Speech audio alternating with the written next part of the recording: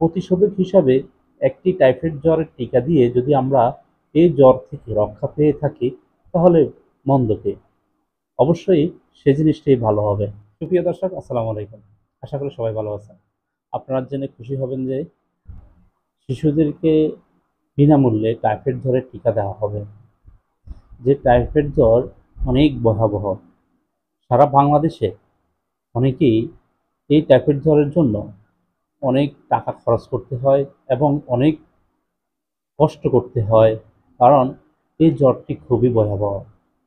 এই জ্বরটি একটি ভাইরাসজনিত জ্বর, যা একটি ব্যাকটেরিয়ার দ্বারা আক্রান্ত হয়ে থাকে। শিশু থেকে বয়স্ক সকল শ্রেণীর লোকদেরই এই জ্বরটা হয়ে থাকে, যেটা এই মৌসুমে অনেক অহরহর জ্বর, যে জ্বরে মানুষ অনেক আক্রান্ত হয়েছে। প্রতি বছর অনেক শিশু এবং বয়স্ক এই জ্বরে আক্রান্ত হয়। তাই এই রোগকে প্রতিরোধ করার জন্য, সাধারণ মানুষ থেকে প্রতিরোধ করার জন্য সরকার এই টিকা দেওয়ার চিন্তাধারা করেছে। তাই আপনাদের শিশুদেরকে অবশ্যই এই টিকা দিতে অবহেলা করবেন না। গুজবে কান দিবেন না। বিভিন্নভাবে গুজব ছড়ানো হবে। সেই গুজব থেকে আমরা অবশ্যই আমরা অবশ্যই সচেতন হব। আমরা অবশ্যই চেষ্টা করব শিশুকে এই ১ ডোজ টাইফয়েড প্রতিষেধক টিকা দিতে চেষ্টা করব। কারণ যখন টাইফয়েড জ্বর হয় তখন হাতের ক্যানালা, বিভিন্নভাবে ইনজেকশন, বিভিন্ন অ্যান্টিবায়োটিক, বিভিন্ন ওষুধ খেতে হয়। তার চেয়ে প্রতিষেধক হিসাবে একটি টাইফয়েড জ্বরের টিকা দিয়ে যদি আমরা এই জ্বর থেকে রক্ষা পেয়ে থাকি, তাহলে মন্দ কি? অবশ্যই সে জিনিসটাই ভালো হবে। তাই গুজবে কান না দিয়ে আমরা এই টাইফয়েড জ্বরের টিকা শিশুদেরকে অবশ্যই দিব। কোন বয়সের শিশুদেরকে টাইফয়েড জ্বরের টিকা দেওয়া হবে?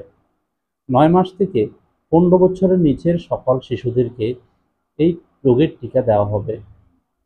৯ মাস থেকে ৫ বছরের নিচে যে সমস্ত শিশুরা স্কুলে অথবা নুরানি মাদ্রাসায় অথবা কিন্ডারগার্টেন, যেখানে যদি কোথাও কোনো প্রতিষ্ঠানে যদি এই শিশুগুলো না পড়ে, তাহলে তাদেরকে টিকা কেন্দ্রে এই টিকাগুলো দেওয়া হবে। আর যদি কোনো শিশু এবং কোনো শিশু যদি কোনো প্রতিষ্ঠানে পড়ে, তাহলে ওই প্রতিষ্ঠানে ওই শিশুকে টিকা দেওয়া হবে। সে যেখানে পড়ুক না কেন, সে সেই প্রতিষ্ঠানেই টিকা দিতে পারবে। ইতিমধ্যে প্রত্যেক প্রতিষ্ঠান থেকে তাদের ছাত্রছাত্রীর সংখ্যা আমরা জেনে নিয়েছি। তাই আপনার শিশু যেন টিকা পায়, সে আপনার শিশু যেন টিকা পায়, এবং সেজন্য আপনার কিছু কাজ আছে। সেটা হলো প্রতিটা শিশুর একটি করে কার্ড বাহির করতে হবে।